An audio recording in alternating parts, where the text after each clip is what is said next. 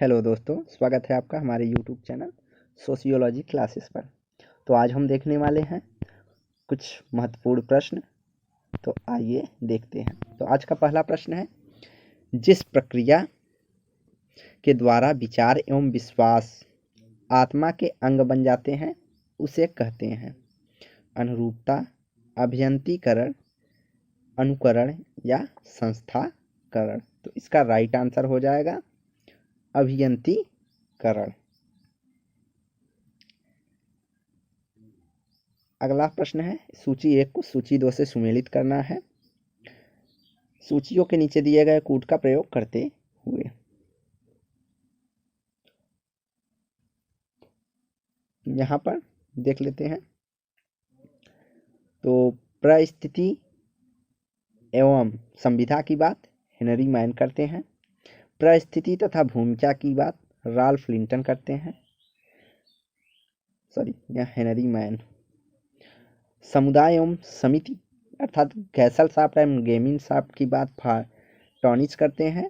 और मैं और मुझे का सिद्धांत जीएच मीड से है। तो एक का 3 बी, तो एक का 3 बी का 1। तो राइट आंसर हमारा ए हो जाएगा। परिस्थिति संविधा हेनरी मैन से संबंधित है। परिस्थिति भूमिका राल्फ लिंटन से संबंधित है। समुदाय तथा समिति की अवधारणा एप्टोनिज ने दी है। और मैं और मुझे का सिद्धांत जॉर्ज हर्बर्ट मीड से संबंधित है। अगला, निम्नलिखित में से कौन सा एक युग्म सुमेलित नहीं है। तो यहाँ पूछा है सुमेलित नहीं है। तो सुपीटर उद्यमी, चीन में सांस्कृतिक क्रांति हुई थी, यह सुमेलित है। रूस में औद्योगिक क्रांति न होकर ब्रिटेन और फ्रांस में हुई थी। तो हमारा यही है कि सुमेलित नहीं है। तो राइट आंसर हमारा सी हो जाएगा। और मैक्स वेबर दफ्तरशाही या नौकरशाही से संबंधित रखते हैं। अगला प्रश्न है, पूर्व साक्षर समाजों की उत्पादन व्यवस्थाओं की निम्नलिखित में से कौन सी एक चारित्रिक विशेषता नहीं है। पूर्व साक्षर समाजों के उत्पादन व्यवस्थाओं के निम्नलिखित में से कौन सा एक विशेषता नहीं है। तो संगठित श्रम बाजार की अनुपस्थिति, सहयोगात्मकता, मौद्रिक प्रोत्साहन तथा पुरस्कार का अनस्तित्व, या उत्पादन के साधनों का निजी स्वामित्व। तो पूर्व साक्षर समाजों में उत्पादन के साधनों पर निजी स्वामित्व की अवधारणा नहीं थी। और यहाँ पर देखिए प्रश्न में कहा है अनस्तित्व, मुद्रा प्रोत्साहन एवं पुरस्कार अनुपस्थिति या उसका अस्तित्व नहीं था। सहयोगात्मकता पाई जाती थी और संगठित श्रम बाजार की अनुपस्थिति थी। अगला, पोर्ट लॉस एक प्रकार या एक उदाहरण है। परिस्थिति प्रतिस्पर्धा, ऋण निपटान की एक व्यवस्था, या पूंजी संचयन की व्यवस्था, या वस्तुओं के अनुष्ठानिक विनिमय की व्यवस्था का। तो इसका राइट आंसर हो जाएगा पोर्ट लॉस एक ऐसी प्रथा पाई जाती है जिसमें व्यक्ति अपने संपत्ति का दिखावा करता है। अर्थात परिस्थिति प्रतिस्पर्धा के रूप में कौन व्यक्ति कितना धन खर्च करता है या धन खर्च करके बोझ कराता है, यह एक प्रथा है जो जनजातियों में पाई जाती है। अगला, गॉफमैन के अनुसार जब भी व्यक्ति किसी एक निश्चित परिवेश में एक दूसरे के प्रति परस्पर जागरूकता प्रदर्शित करते हैं तो यह उदाहरण होगा मुठभेड़ का, सामाजिक संबंध का, या अकेंद्रित अंतःक्रिया का, या सामाजिक बंधन का। तो गॉफमैन के अनुसार जब व्यक्ति किसी एक निश्चित परिवेश में एक दूसरे के प्रति परस्पर जागरूकता प्रदर्शित करता है तो इसे उन्होंने मुठभेड़ कहा है। अगला, सूची 1 को सूची 2 से सुमेलित कीजिए तथा दिए गए कूटों के आधार पर।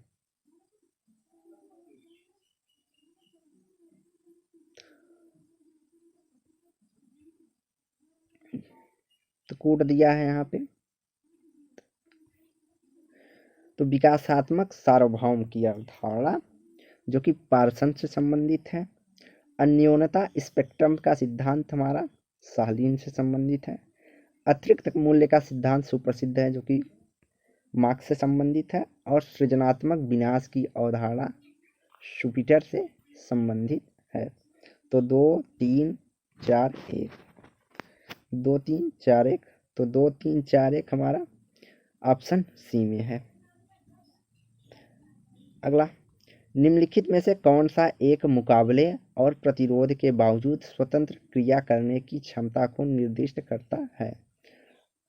अर्थात आत्मगौरव, शक्ति, प्रभाव या सत्ता। तो राइट आंसर सी हो जाएगा। सत्ता के माध्यम से मुकाबला भी होता है, प्रतिरोध होता है, फिर भी वह अपनी क्रियाओं को करने के लिए स्वतंत्र होता है। अगला, वेबर की शक्ति की अवधारणा है आदर्शात्मक शक्ति, प्राकृतिक वैशिष्ट शक्ति, जीरो सम शक्ति या तार्किकता शक्ति। तो इसका राइट आंसर सी हो जाएगा। वेबर की शक्ति की अवधारणा को जीरो सम की शक्ति के नाम से भी जाना जाता है। अगला, शक्ति के समाज के संसाधनों को उन उद्देश्यों की प्राप्ति के लिए गति देने की क्षमता के रूप में जिनके लिए आम वादा किया गया हो, किसने अवधारणाबद्ध किया है? तो शक्ति समाज के संसाधनों के उन उद्देश्यों की प्राप्ति के लिए गति देने की क्षमता के रूप में किसने परिभाषित किया है? ऑप्शन है मार्क्स, वेबर, टालगट, पार्सन्स और सी राइट मिल्स। तो इसका राइट आंसर हो जाएगा सी राइट मिल्स है। अगला, राइट तथा मिल्स के मत में वे अभिजन होते हैं जो संस्थात्मक अधिक्रम में रखते हैं प्रतिष्ठापूर्ण स्थिति, समादेश पद, सैनिक शक्ति या राजनीति शक्ति। तो इसका राइट आंसर होगा समादेश पद, अर्थात एक समान पद पर रखते हैं अभिजन वर्ग में, उन्हें अभिजन इन्होंने माना है।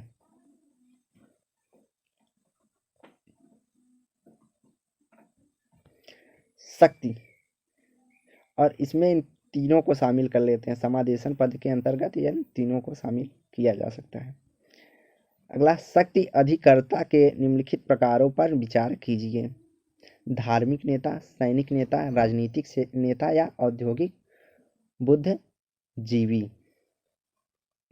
तो इसका राइट आंसर हो जाएगा शक्ति अधिकता निम्नलिखित प्रकारों पर विचार कीजिए कि राइट मिल्स के अनुसार अमेरिकी समाज में शक्ति के अधिकर्ताओं अर्थात अंतर्गत कौन कौन आते हैं? तो सैनिक नेता, राजनीतिक नेता एवं औद्योगिक नेता को इन्होंने अमेरिकी समाज में एक अभिजन वर्ग के रूप में पाया है।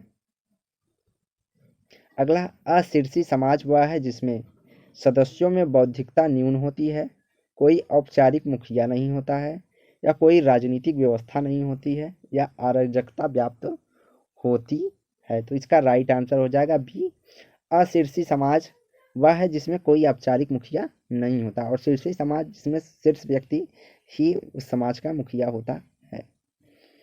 अगला, निम्नलिखित में से कौन सी एक दफ्तरशाही सत्ता की विशेषता नहीं है? अविच्छिन्न संगठन, प्रजातांत्रिक सोपान और भूमिका खंडीकरण। इसका राइट आंसर हो जाएगा बी, प्रजातांत्रिकरण दफ्तरशाही सत्ता की विशेषता नहीं है, जबकि अविच्छिन्न संगठन एक क्रम पाया जाता है और भूमिकाओं को अलग अलग विभाजित किया जाता है।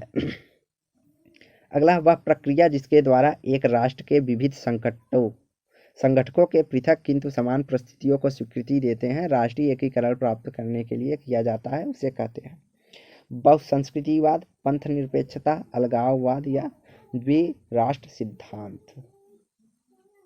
तो इसका राइट आंसर हो जाएगा बहुसंस्कृतिवाद, अर्थात अलग अलग संस्कृति होने के बाद भी राष्ट्रीय एकीकरण प्राप्त होती है, तो वहाँ बहुसंस्कृतिवाद होगा। जैसे भारत इसका प्रमुख उदाहरण के रूप में हम देख सकते हैं। अगला, निम्नलिखित में से कौन सा एक उपयुक्त संप्रत्यय नहीं है? शक्ति, वैध सत्ता, सत्ता, वैध क्रम। तो उपयुक्त संप्रत्यय नहीं है, तो इसका राइट आंसर हो जाएगा बी, वैध सत्या। जब वैध होता है तभी सत्ता बनता है, शक्ति जब वैध हो जाती है तो वह सत्ता के रूप धारण कर लेती है। तो वैध सत्ता जो है वह कोई संप्रत्यय नहीं है। अगला, निम्नलिखित में से किसने वैधता का संकट की अवधारणा को निरूपित किया है? Franz Fanon, Daniel Wayne, Karl Popper या जुर्गेन हैबरमास? तो इसका राइट आंसर डी हो जाएगा, जुर्गेन हैबरमास। अगला है, निम्नलिखित में से किसने दबाव समूहों की बाहुलवादी सिद्धांत को निरूपित किया है?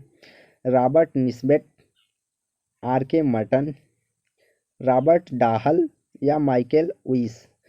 तो इसका राइट आंसर हो जाएगा सी, रॉबर्ट डाहल ने दबाव समूहों का बाहुलवादी सिद्धांत प्रस्तुत किया है। अगला है, निम्नलिखित में से कौन सा सामाजिक स्तरीकरण के लक्षण हैं? समाज का विभाजन, समाज के अंदर विभेदीकरण, सोपानिक संगठन या व्यक्तियों के मध्य असमानता? तो इसका राइट आंसर हो जाएगा 4, समाज के स्तरीकरण की व्यवस्था केवल व्यक्तियों के मध्य असमानता के अनुसार किया जाता है। तो राइट आंसर हो जाएगा केवल डी, सॉरी राइट आंसर यहाँ पे डी एच कोड से करना था, तो राइट आंसर डी केवल एकमात्र हो जाएगा, व्यक्तियों के अंदर विभेदीकरण, समाजों के अंदर विभेदीकरण व्यक्तियों का क्रम के अनुसार, ऊंच नीच के अनुसार। अगला, सामाजिक स्तरीकरण के एक सृजनात्मक जरूरत है, इस पर बल दिया है गेहलार्ड लेस्की, आर के मर्टन, किंग्सले डेविस या लुइस कोजर? तो इसका राइट आंसर हो जाएगा किंग्सले डेविस ने सामाजिक स्तरीकरण के सृजनात्मक या प्रकार्यात्मक जरूरतों पर बल दिया है। अगला है, यहाँ पे एक परिस्थिति है, उससे जुड़ी कई भूमिकाओं को दिखाया गया है। तो इसमें से ऊपर चित्रित स्थिति को निम्नांकित में से कौन सी एक अवधारणा सर्वोत्तम रूप से वर्णित करती है? बहुभूमिका, भूमिका समुच्चय या भूमिका ग्रहण या भूमिका मॉडल? तो इसका राइट आंसर हो जाएगा भूमिका समुच्चय या रोल सेट। अगला, निम्नलिखित में से कौन सी जजमानी व्यवस्था के चरितार्थ करते हैं? अर्थात निम्नलिखित में से कौन जजमानी व्यवस्था की विशेषता के रूप में जाने जाते हैं? जातियों की प्रकार्यात्मक अंतर्निर्भरता सही है, माहलवाड़ी व्यवस्था से इसका कोई लेना देना नहीं है, ग्रामीण सामाजिक संरचना होगा। तो 1 और 2 इसका एक और 3 इसका आंसर है। तो कूट दिया है, देखते हैं कहाँ पे है। तो इसका राइट आंसर हो जाएगा सी। अगला है, निम्नलिखित में से कौन प्रबल जाति की निश्चयात्मक विशेषता है? अर्थात प्रभु जाति की कौन सी विशेषताएं हैं? संख्या बल, उच्चतम अनुष्ठानिक आर्थिक परिस्थिति या उच्च राजनीतिक परिस्थिति? तो इसका राइट आंसर हो जाएगा संख्या बल और उच्च आर्थिक परिस्थिति एवं उच्च राजनीतिक परिस्थिति। तो 1, 3 और 4, तो इसका राइट आंसर हो जाएगा सी। अगला, सार्वभौमिकरण की प्रक्रिया को निर्दिष्ट करता है, जिसमें अर्थात सार्वभौमिक प्रक्रिया किसको निर्दिष्ट करता है? बृहत परंपरा के तत्व लघु परंपरा के अंग बनाने के लिए नीचे की ओर गतिमान हो जाते हैं। अगला है, लघु परंपरा सांस्कृतिक विचारों एवं मूल्यों के प्रति उदासीत हो जाती है, या सार्वभौमिक प्रतिमानों को अपना लिया जाता है, या लघु परंपरा के तत्व ऊपर की ओर गतिमान होते हैं और बृहत परंपरा के साथ तादात्म्य कर लेते हैं। तो प्रश्न है सार्वभौमिकरण, तो इसका राइट आंसर डी हो जाएगा कि जब लघु परंपरा के तत्व ऊपर की ओर गतिमान होते हैं और बृहत परंपरा के साथ सामंजस्य स्थापित कर लेते हैं, तो वही सार्वभौमिकरण होती है।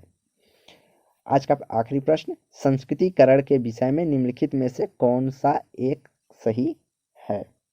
यह एक संरचनात्मक परिवर्तन की प्रक्रिया है, यह भारत में अंग्रेजी शासन के आगमन के बाद प्रारंभ हुई है। यह सामाजिक परिवर्तन का बहिर्जात प्रक्रिया है। यह एक स्थिति परिवर्तन की प्रक्रिया है। तो राइट आंसर डी होगा कि इसमें व्यक्ति की संरचना में कोई परिवर्तन नहीं होता, लेकिन उसकी स्थिति में परिवर्तन होता है संस्कृतिकरण के माध्यम से।